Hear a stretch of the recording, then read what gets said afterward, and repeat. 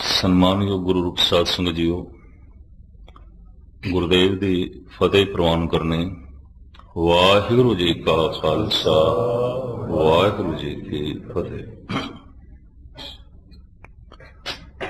ਧੰਨ ਗੁਰੂ ਗੋਬਿੰਦ ਸਿੰਘ ਜੀ ਮਹਾਰਾਜ ਦਾ ਇੱਕ ਪਾਵਨ ਪਵਿੱਤਰ ਵਾਕ ਸ਼ਬਦ ਜੋ ਕਰੀਬਨ ਸਤਸੰਗੀਆਂ ਨੂੰ ਕੰਠ ਹੈ, ਕੰਠ ਹੋਵੇਗਾ। उस शब्द दियां सिर्फ दो पंक्तियां दी विचार इस वक्त आप जी दे सामने रखण दी एक निमाणी कोशिश कर रहे हैं। पंक्तियां जानियां पहचानियां दोहरावां। रे मन ऐसो कर सन्यासा, बन से सदन सभय कर समझो, मन ही माहे उदासा। इस प्रकरण ਨੂੰ ਮੈਂ ਇਸ ਵਾਸਤੇ ਛੇੜਿਆ। ਕੱਲ ਗਿਆਨੀ ਸਾਧੂ ਸਿੰਘ ਜੂਣਾ ਨੇ ਇੱਥੋਂ ਦੇ ਮੁੰਤਜ਼ਮ ਇੰਤਜ਼ਾਮੀਆਂ ਰਾਤ ਨੂੰ ਕਹਿਣ ਲੱਗੇ, ਬਹੁਤ ਸਾਰੀਆਂ ਸੰਗਤਾਂ ਪੁੱਛਦੀਆਂ ਨਾਮ ਜਪਣਾ ਕੀ ਹੈ, ਨਾਮ ਕੀ ਜਿਸ ਦੀ ਇਤਨੀ ਚਰਚਾ ਹੈ। ਵਾਸਤਵਿਕ ਇੱਕ ਹੀ ਹੈ, ਜਪਣਾ ਤੇ ਜਪਣ ਦੀ ਬਿਰਤੀ ਦਾ ਪੈਦਾ ਹੋਣਾ। ਇਹਨਾਂ ਦੋ ਭਾਵਾਂ ਨੂੰ ਮੈਂ ਗਾਲਬਨ ਅੱਜ ਜਾਂ 2 ਦਿਨਾਂ ਵਿੱਚ ਸੰਪੂਰਨ ਕਰਨ ਦੀ ਕੋਸ਼ਿਸ਼ ਕਰ ਰਹੇ ਹਾਂ। ਰੇ ਮਨ ਐਸੋ ਕਰ ਸਨਿਆਸਾ। ਇਤਨੀ ਗੱਲ ਤੇ ਸਪਸ਼ਟ ਹੈ ਕਿ ਧੰਨ ਗੁਰੂ ਗੋਬਿੰਦ ਸਿੰਘ ਜੀ ਮਹਾਰਾਜ ਨੇ ਵੀ ਕਬੂਲ ਕਰ ਲਿਆ, ਸੰਨਿਆਸੀ ਹੋਏ ਬਿਨਾ ਪਰਮਾਤਮਾ ਦੀ ਪ੍ਰਾਪਤੀ ਨਹੀਂ।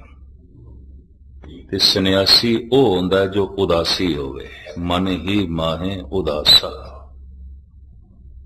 ਸੰਨਿਆਸ ਉਦਾਸ ਬਿਰਤੀਆਂ ਤੇ ਖੜਾ ਹੈ। ਜੋ ਇਸ ਜੀਵਨ ਤੋਂ ਉਦਾਸ ਨਹੀਂ ਹੈ ਉਹ ਪਰਮ ਜੀਵਨ ਦੀ ਤਲਾਸ਼ ਨਹੀਂ ਕਰੇਗਾ। ਸਵਾਲ ਹੀ ਨਹੀਂ ਪੈਦਾ ਹੁੰਦਾ। ਜੋ ਪਦਾਰਥਾਂ ਤੋਂ ਉਦਾਸ ਨਹੀਂ ਹੈ ਉਹ ਪਰਮਾਤਮਾ ਦੀ ਤਲਾਸ਼ ਨਹੀਂ ਕਰੇਗਾ, ਹੋ ਹੀ ਨਹੀਂ ਸਕਦਾ। ਜੋ ਸੰਸਾਰ ਤੋਂ ਉਦਾਸ ਨਹੀਂ ਹੈ ਉਹ ਨਿਰੰਕਾਰ ਦੀ ਤਲਾਸ਼ ਨਹੀਂ ਕਰੇਗਾ। ਜੋ ਪਰਿਵਾਰ ਤੋਂ ਉਦਾਸ ਨਹੀਂ ਹੈ ਕਰਤਾਰ ਦੀ ਤਲਾਸ਼ ਨਹੀਂ ਕਰੇਗਾ। ਇੱਕ ਸਪਸ਼ਟ ਸ਼ਰਤੀ ਆ ਗੱਲ।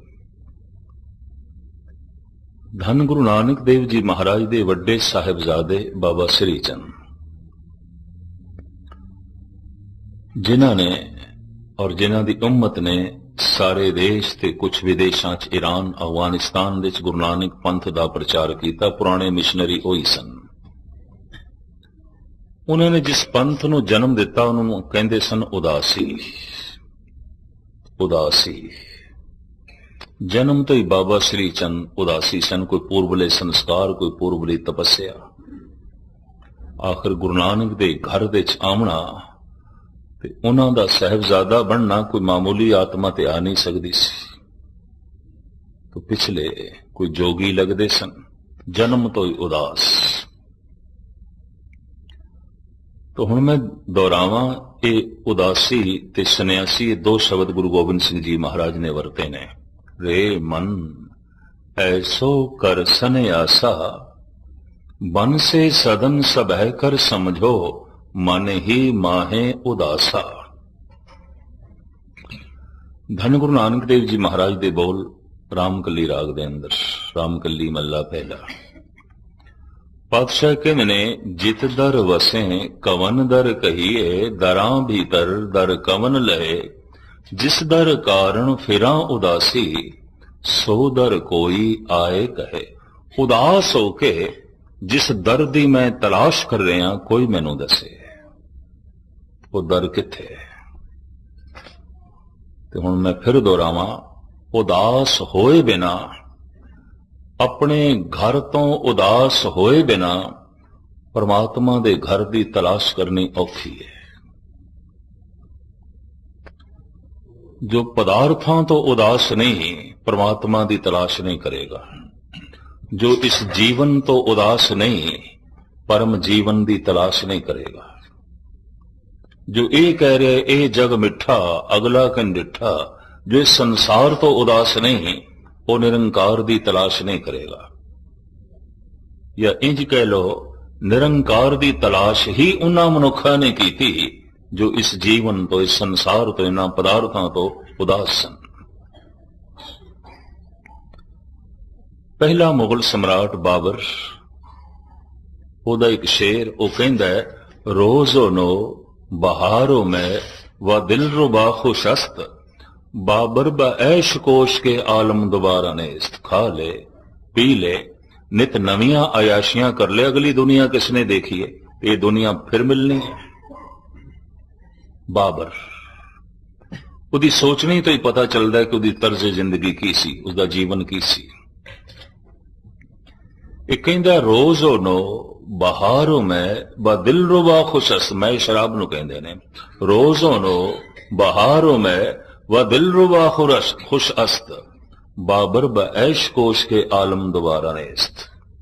ऐश कर ले, हर तरह दियां मौजां मान ले, ये दुनिया फिर लभनी है। बाबर इस दुनिया तो उदास नहीं, इस वास्ते वो दीन दी तलाश नहीं कर सकता। बाबर इस जीवन तो उदास नहीं है, इस वास्ते वो परम जीवन दी तलाश नहीं कर सकता। और उदास होए बिना तलाश करनी बड़ी औखी, उदास विरती चाहिए। हुण मैं अर्ज करा, ये जिहड़ी उदास विरती है, ये दो कारणों करके पैदा हो सकती है। या तो संसार तो कोई चोट लग जाए, बड़ी गहरी बेइज्जती हो जाए, दिवालिया हो जाए मनुख, कोई शरीरक रोग आन के चंबड़े, काठा पै गया, कोई होर दुर्घटना घट गई है, कोई अजीज अकारब संबंधी रुखसत हो गया, चलाना कर गया, चोट लग गई गहरी, इन्हां हादसियां करके मन उदास हो सकता है। और उदास होया मन सन्यास्त हो सकता है, सन्यासी हो सकता है, तलाश ते चल सकता है। या फिर कीर्तन सुन के, कथा सुन के, महाराज दी बाणी सुन के ते बाणी चोट कर जाए हिरदे ते। जैसे उस दिन अर्ज की सी, अंतर प्यास उठी प्रभ केरी, सुन गुरु बचन मन तीर लगैया। शब्द चोट कर जाए, कीर्तन चोट कर जाए, कथा चोट कर जाए, तो उस चोट तो मन उदास हो जाए। उदास बंदा ही तलाश करेगा। पर ये जिहड़ी संसार तो चोट लगती है, तो उस तो जिहड़ियां उदासीन विरतियां जन्म लैंदियां ने, कुछ खतरा भी है। हो सकता है मनुख खुद नूं बदलण दी थां ते खुद नूं खत्म करन दी सोच लवे। उदास बंदा खुद नूं खत्म करन दी भी सोच लैंदा, की करना है जी के। हो सकता है आत्म क्रांति की थां ते आत्म हत्या करे। पता है आत्म हत्या कौन करता है? उदास मनुख। आत्म क्रांति कौन करता है? उदास मनुख। खुद नूं बदलदा कौन है? उदास मनुख। खुद नूं खत्म कौन करता है? उदास मनुख।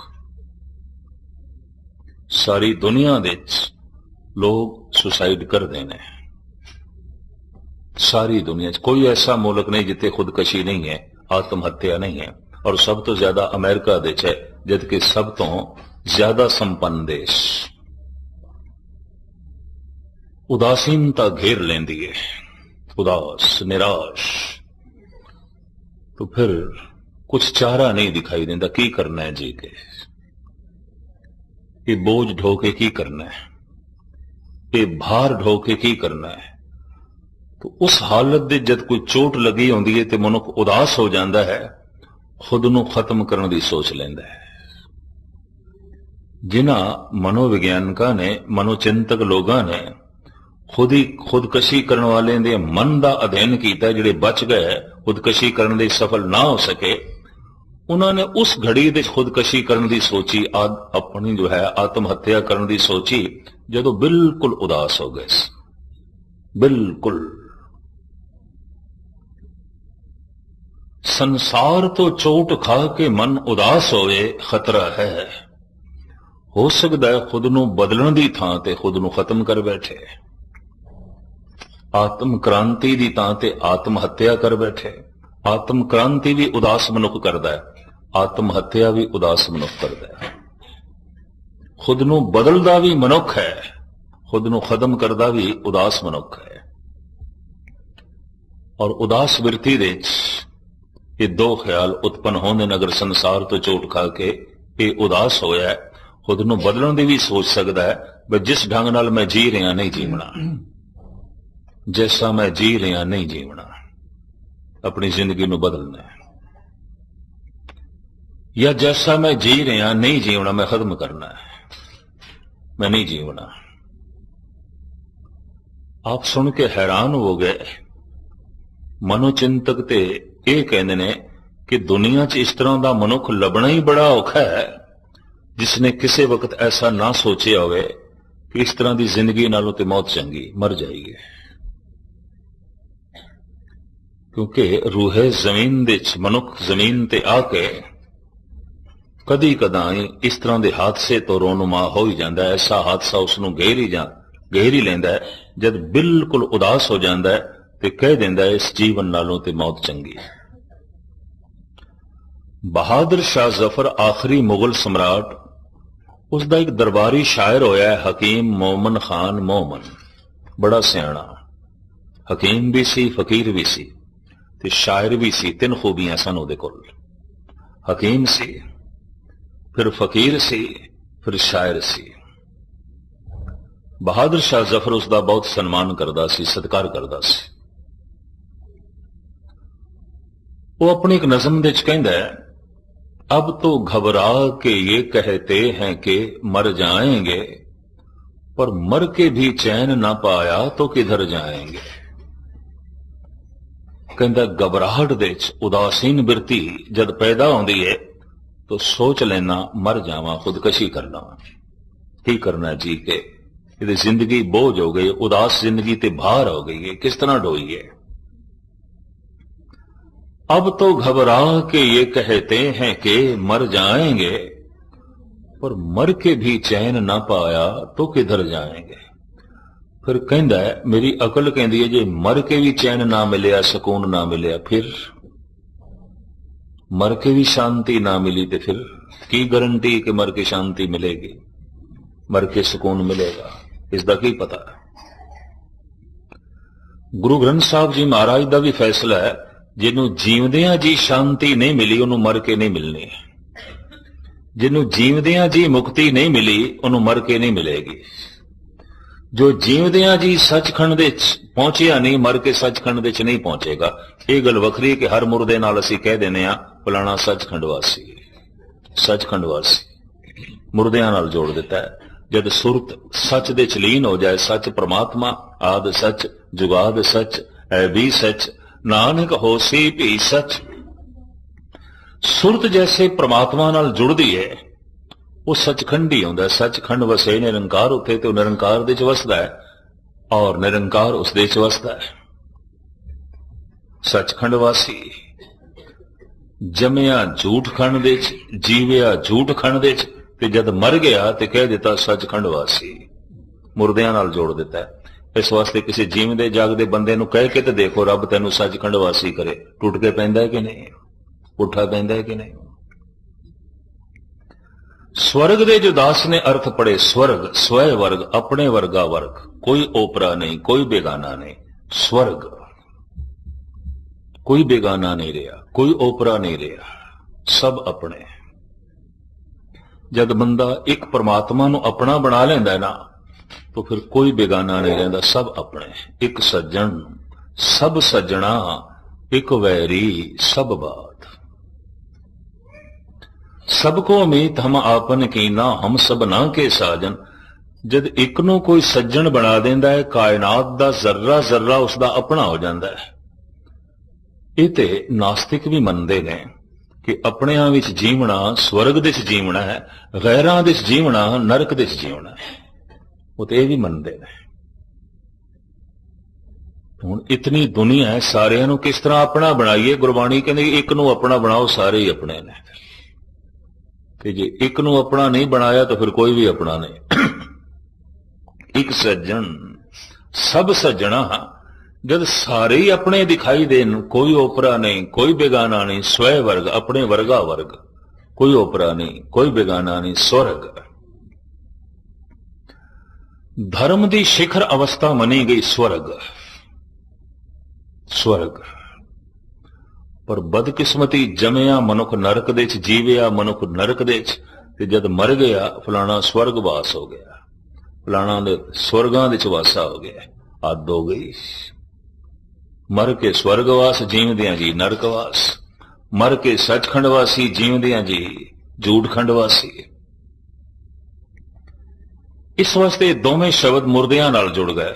किसी जीवदे जागदे नूं कह के ते देखो भी गुरु तेनू स्वर्गवास करे, पैंदा पुठ के पेगा, आखेगा की आखदा, की अपशगन पिया कहना है।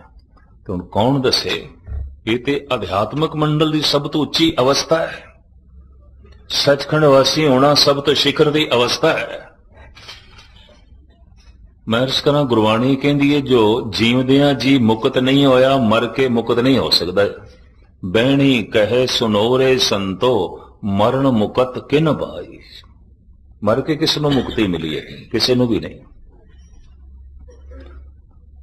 कबीर नूं तर्कवादियां ने कहा, तू जुलाहा होके शूदर होके सारा दिन धर्म का उपदेश देना है, अपना काम कार छोड़ के ब्राह्मणा वाला काम पकड़िया, तू कुंभी नरक दे जावेगा, जमदा रहेगा, मरदा रहेगा। कबीर कहते नहीं, असी मुड़ के नहीं आवना, साडा कोई जन्म नहीं। बहुर हम काहे आवेंगे, आवन जाना हुक्म तिसे का, हुक्मे बूझ समावेंगे। असी ते हुक्मी दे हुक्म नूं बुझ के ओदे समा जाना है, असी कानू मुड़ के आवना, असी नहीं आवना। कबीर नूं बोध हो गया सी कि मैं जीवन मुक्त हो गया। कहत कबीर जो हर ध्यावे, जीवत बंधन तोरे। जीवदियां जी सारे बंधन टुट जाते, जीवन मुक्त हो जाता है। बंधन तोरे होवे मुक्त। जो जीवदियां जी मुक्त नहीं होया, मर के कोई मुक्त नहीं होता। इतनी मैं अर्ज करते हैं, ये परम आनंद की प्राप्ति जीवदियां जी हो जाती है। इस समाधि की प्राप्ति जीवदियां जी होंगी, जे जीवदियां जी नहीं तो मर के नहीं। फिर इतनी मैं अर्ज करें, जिहड़ियां खामियां रह गई फिर अगले जन्म दे पूरियां करनियां पैंदियां। कबीर ने इसनूं तस्लीम कीता है, पूर्व जन्म हम तुमरे सेवक, अब तो मिटिया न जाए। हे प्रभु, मैं पिछले जन्म दे च भी तेरा सेवक सी, भगत सी तेरा, पर मेरी भगती तेरे तक नहीं पहुंच सकी। मेरा कीता होया जप तेरे तक मैनू नहीं पहुंचा सकिया। जैसे पानी नू 100 डिग्री तक गर्म करिए ते भाप बनदा उंज नहीं। लगदा कबीर दा जीवन दा जल 90 डिग्री ते रह गया सी, 10 डिग्री रहिंदा सी।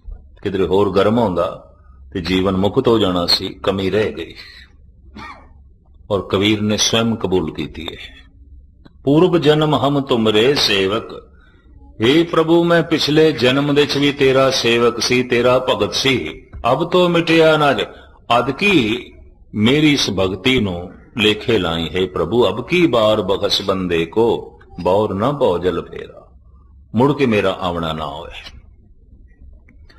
मैं शमस तबरेज़ सूफी फकीर नू भी पढ़िया, वो भी कहंदा कमी रह गई, मैनू फिर आवना पिया।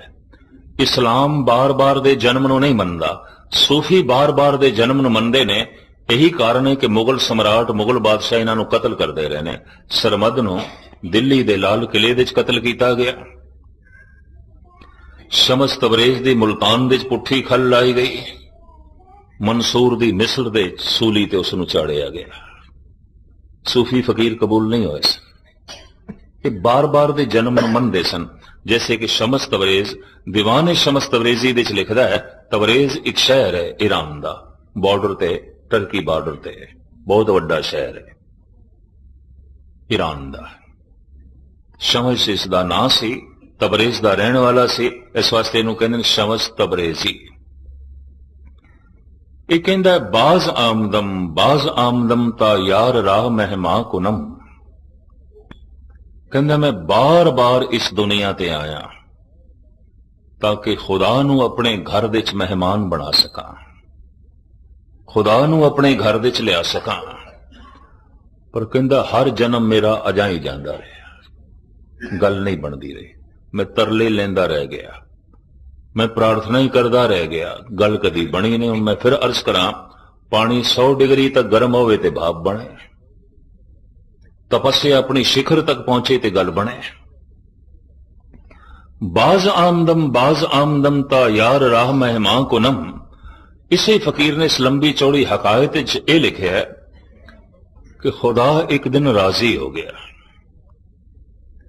ते कहने लगा, ऐ फकीर तू बड़ी मुद्दत की प्रार्थना कर रहे हैं, दुआ कर रहे हैं, चल तेरी दुआ कबूल, चल तेरे घर चलते हैं।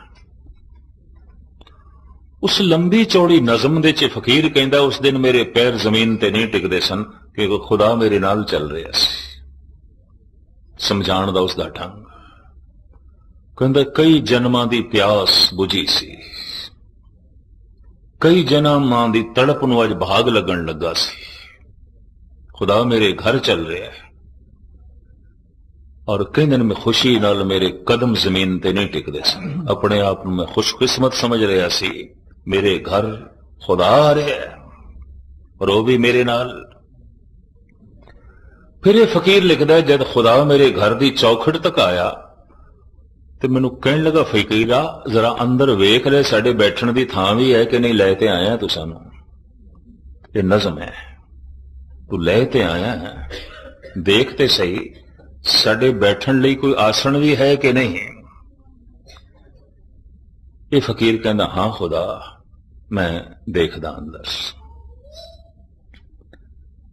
ये कहंदा जेड़ी सेज जेड़ा सिंघासन मैं खुदा लई विछाया सी ना, उत्थे पूरी चंडाल चौकड़ी बैठी हुई सी। क्रोध बैठा सी, लोभ बैठा सी, वासना बैठी सी, हंकार बैठा सी, क्रोध बैठा सी, फिर निंदा बैठी सी, उस्तत बैठी सी, ईर्षा बैठी सी, द्वेष बैठी सी, पूरा इकट्ठ जमिया आया।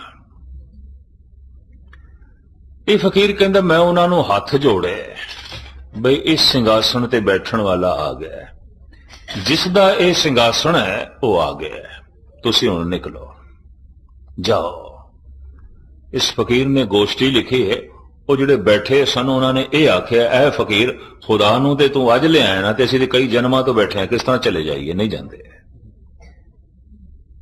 उन्हें फिर झगड़ा लिखा है, कहंदा मेरा काम नाल झगड़ा हो गया,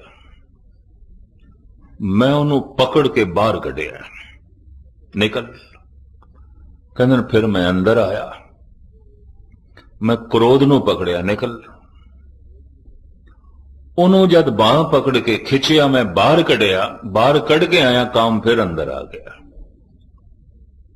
फिर मैं हंकार नूं पकड़िया, धक्के मार मार के उसनूं बाहर कढ़िया, जद बाहर कढ़िया तो क्रोध फिर अंदर आ गया। एक नूं मैं बाहर कढ़दा सी तो जिहड़ा एक बार बैठा हुंदा सी फिर अंदर आ जांदा सी। कहंदे बहुत लड़ाई लंबी हो गई, मैं झगड़दा रहा, खुदा रुस के फिर चला गया। भी लड़दा ही रह तू, साडी ते थां ही कोई नहीं।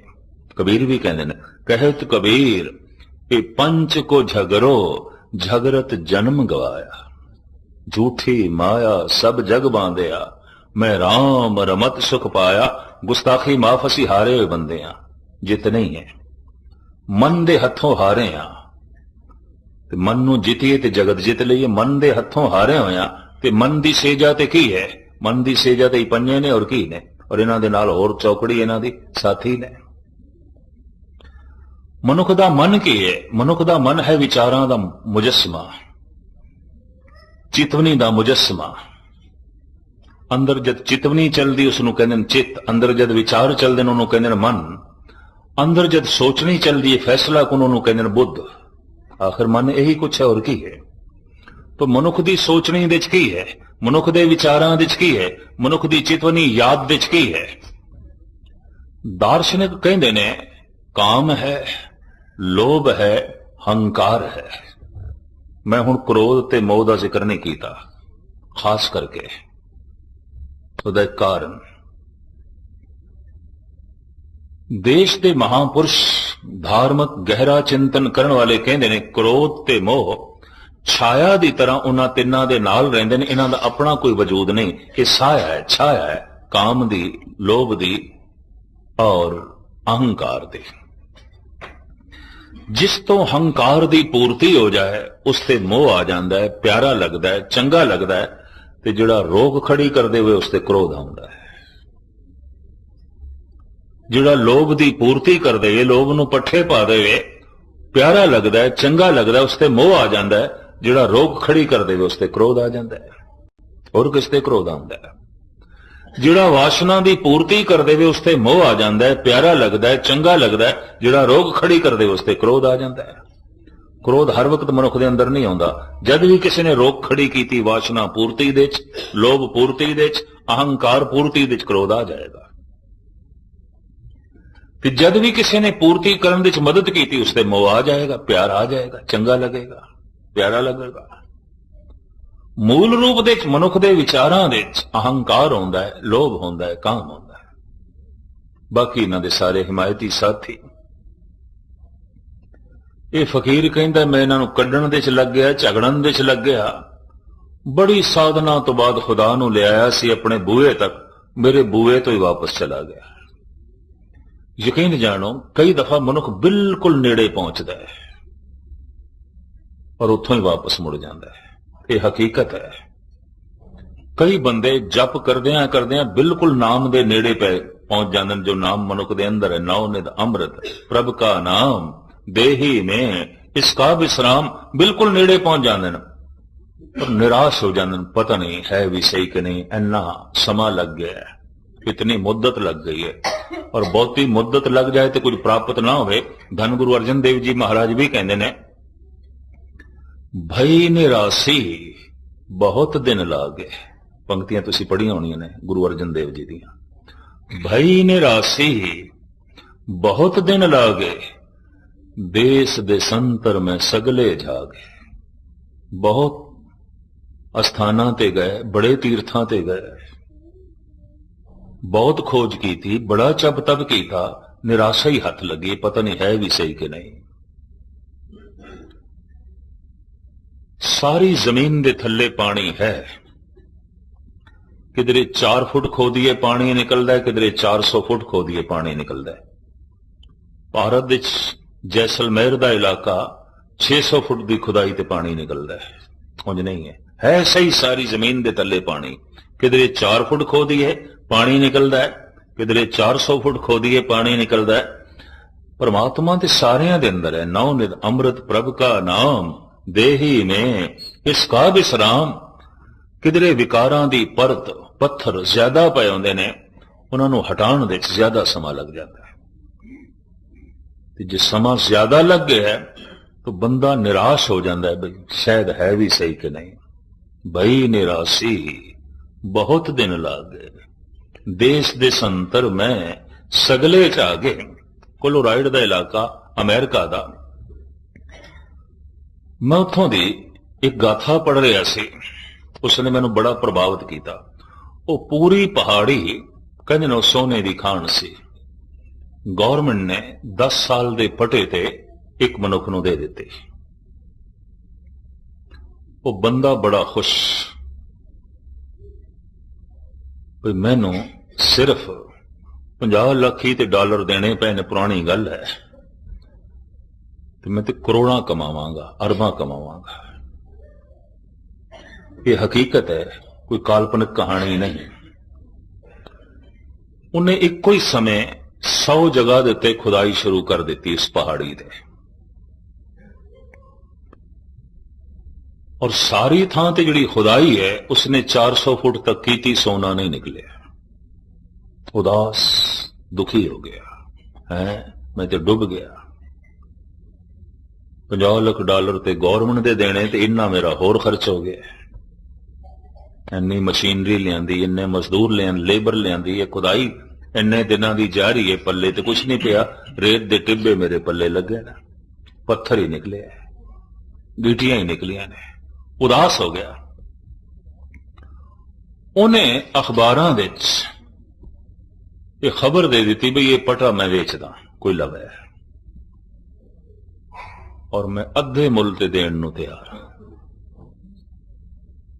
$25 ਲੱਖ ਦੇ।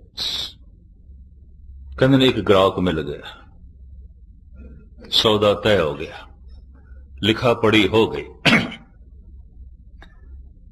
ਜਦ ਇਸ ਵੇਚਣ ਵਾਲੇ ਨੇ $25 ਲੱਖ ਆਪਣੇ ਜੇਬ ਵਿੱਚ ਪਾਏ ਤੇ ਖਿੜਖੜਾ ਕੇ ਹੱਸ ਪਿਆ।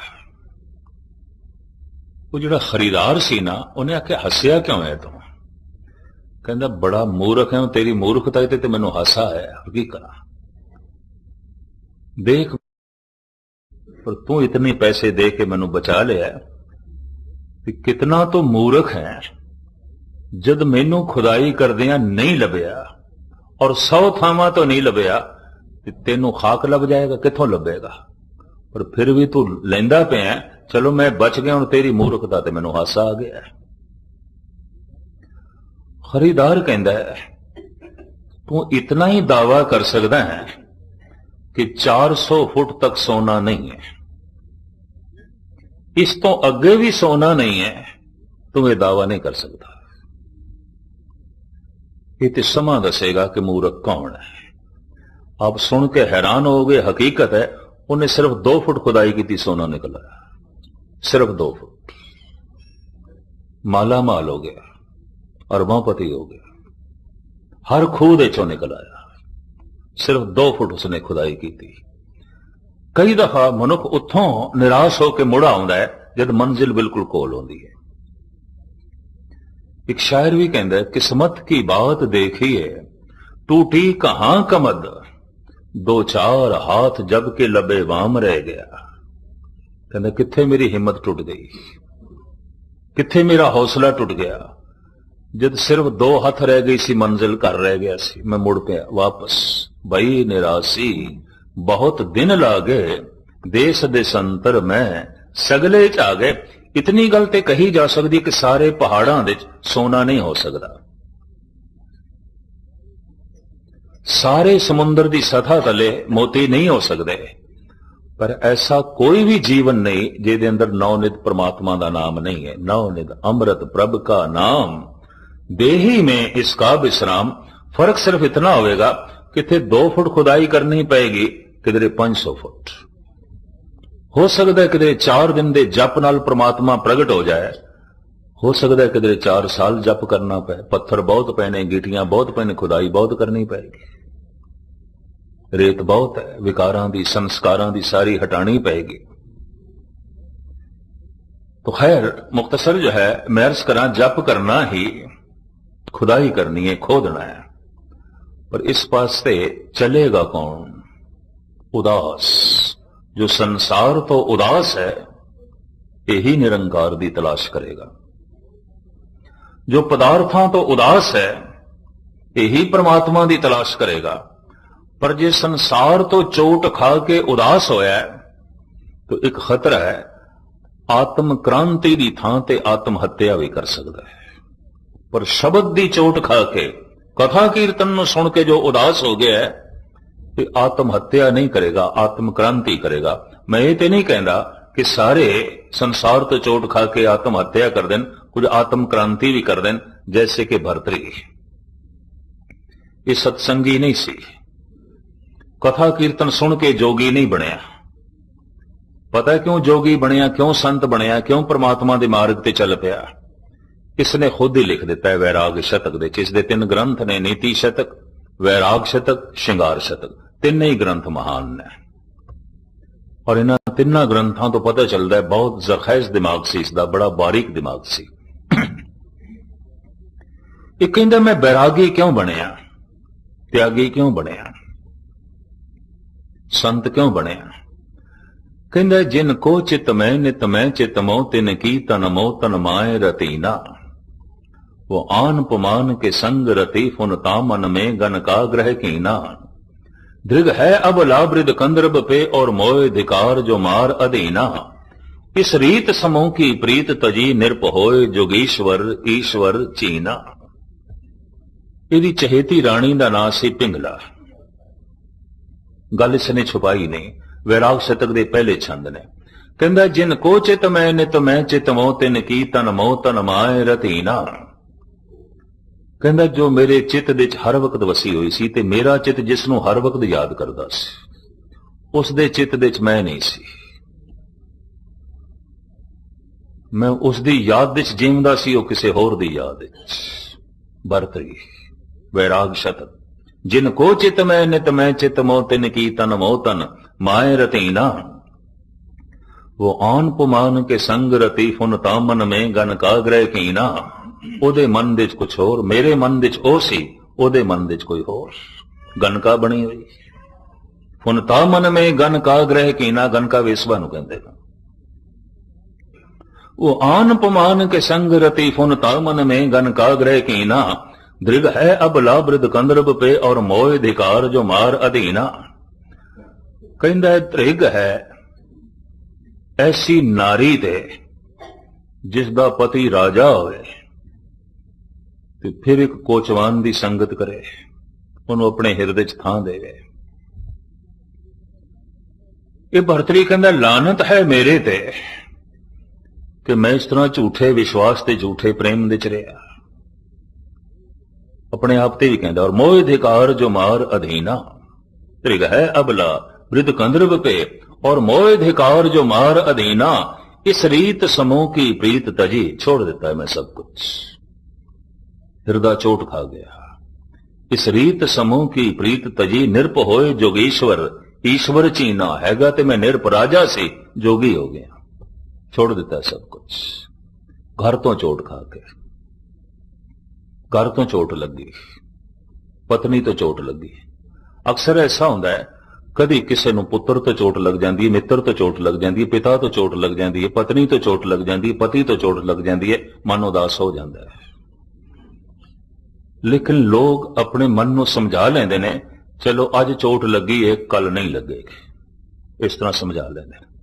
पर कौन दसे अज मित्र तो चोट लगी कल पुत्र तो लग सकती है, अज पुत्र तो चोट लगी कल पत्नी तो लग सकती है, अज पत्नी तो चोट लगी है कल भरा तो चोट लग सकती है, लगती है। सिर्फ मनुख अपने आप को समझा लेंदा है। भरतरी ने अपने आप को बदलने की कोशिश कर ली, गोरख दा चेला बन गया। तो गोरख ने कहा तू राजा है उज्जैन दा, इन्नी वड्डी तेरी रियासत, सोने चांदी हीरे मोतियां नाल भरे तेरे खजाने, तेरे मुंह चो एक बोल निकलदा सी ते हजारां बंदे हाथ जोड़ के मनण नूं तैयार सन। तेरा इतना वड्डा हंकार कि किवें निरंकार दे मार्ग ते चलेगा। ते भरतरी कहंदा फिर मैं थोड़ी शरण जो आया किस वास्ते आया? तुसी महाजोगी महान तपीश्वर, तुसी कोई युक्ति दसो। खप्पर हाथ दे च पकड़ाया, आख्या घर घर तो भिक्षा मंग।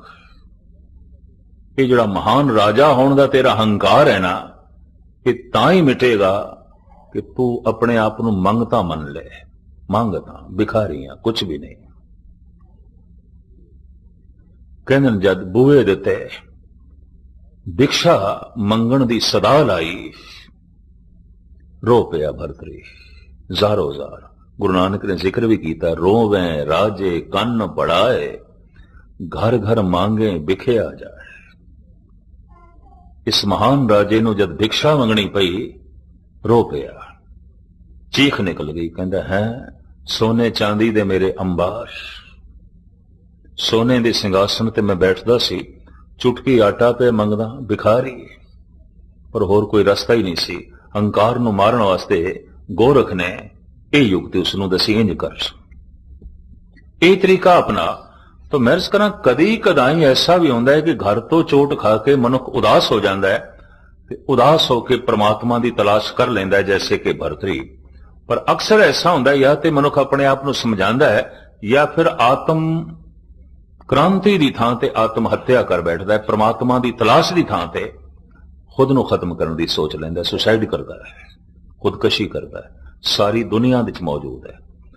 और इस खुदकशी दे उत्ते दास ने कुछ अपने ढंग का अध्ययन किया। कौन करते हैं, क्यों करते हैं? उदास मनुख, निराश मनुख, जीवन का कोई सहारा नहीं उन्होंने जापदा, इतने उदास हो जाते खुद नूं खत्म करिए। और उदास मनुख ही परमात्मा की तलाश करेगा। ਧੰਨ ਗੁਰੂ ਗੋਬਿੰਦ ਸਿੰਘ ਜੀ ਮਹਾਰਾਜ ਦਾ ਇਹ ਵਾਕ, ਰੇ ਮਨ ਐਸੋ ਕਰ ਸੰਨਿਆਸਾ, ਬੰਸੇ ਸਦਨ ਸਵੈ ਕਰ ਸਮਝੋ, ਮਨ ਹੀ ਮਾਇ ਉਦਾਸਾ। ਪੁਰਾਣੇ ਸਾਧੂ ਸੰਤ ਮਨ ਨੂੰ ਉਦਾਸ ਕਰਨ ਲਈ, ਉਪਰਾਮਤਾ ਪੈਦਾ ਕਰਨ ਲਈ ਜੰਗਲਾਂ ਦੇ ਜਾਂਦੇ ਸਨ, ਉਜਾੜ ਦੇ। ਪਤਾ ਯੋਗੀਆਂ ਨੇ ਗੁਰੂ ਨਾਨਕ ਦੇਵ ਜੀ ਮਹਾਰਾਜ ਨੂੰ ਕੀ ਆਖਿਆ ਸੀ? ਇਕਾਗਰਤਾ ਬਖਸ਼ਣੀ ਸਿੱਧ ਗੋਸ਼ਟ। ਜੋਗੀ ਗੁਰੂ ਨਾਨਕ ਦੇਵ ਜੀ ਮਹਾਰਾਜ ਨੂੰ ਕਹਿੰਦੇ ਨੇ, ਹਾਟੀ ਬਾਟੀ ਰਹੇ ਨਿਰਾਲੇ, ਰੁੱਖ ਬਿਰਖ ਉਦਿਆਨੇ, ਕੰਦ ਮੂਲ ਆਹਾਰੋ ਖਾਈਏ, ਔਧੂ ਬੋਲੇ ਗਿਆਨੇ, ਤੀਰਥ ਨਾਈਏ ਸੁਖ ਫਲ ਪਾਈਏ, ਮੈਲ ਨ ਲਾਗੇ ਕਾਈ, ਗੋਰਖ ਪੂਤ ਲਾਹੌਰੀ ਪਾ ਬੋਲੇ, ਜੋਗ ਜੁਗਤ ਵਿਦ ਸਾਈ।